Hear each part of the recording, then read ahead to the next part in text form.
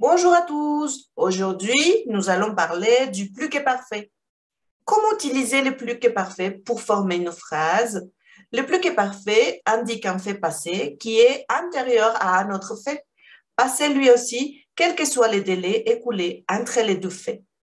Le plus que parfait de l'indicatif est un temps du passé qui permet d'exprimer des faits accomplis dont la durée est déterminée et qui se situe avant une autre action en général exprimée à l'imparfait, au passé composé ou au passé simple.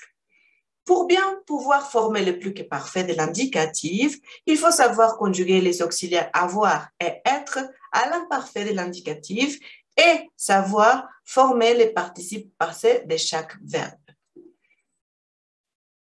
Regardons maintenant les structures du plus que parfait.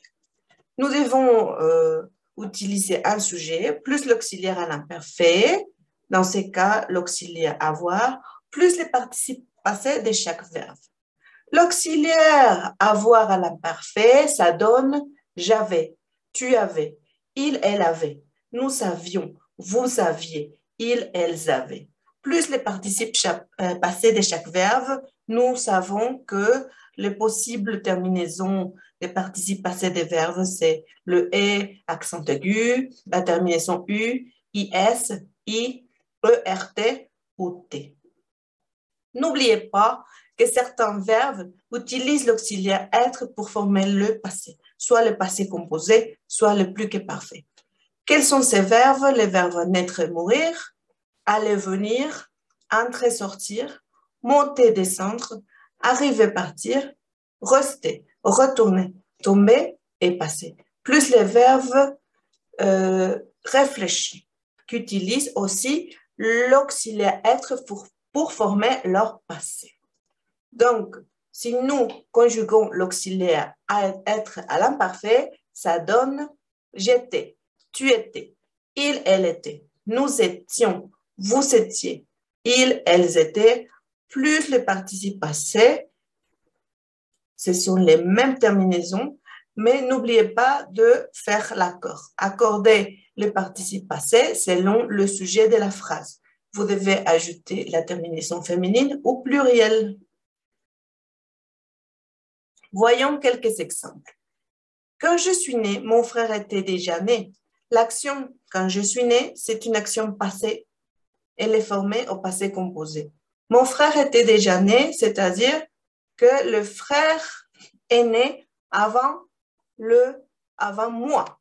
Vous voyez, la première action, mon frère était déjà né et plus tard, je suis né. Deuxième exemple. Nous avions déjà lu l'article quand le professeur nous a demandé de le lire. La première action, c'est que nous avions déjà lu l'article. La deuxième action qui se passe après, c'est que le professeur nous a demandé de le lire. Exemple 3.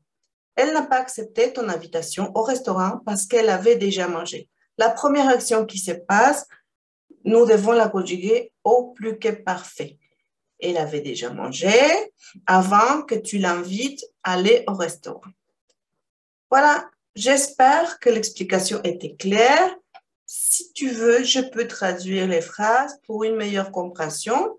Exemple 1. Cuando nací, mi hermano ya había nacido. 2.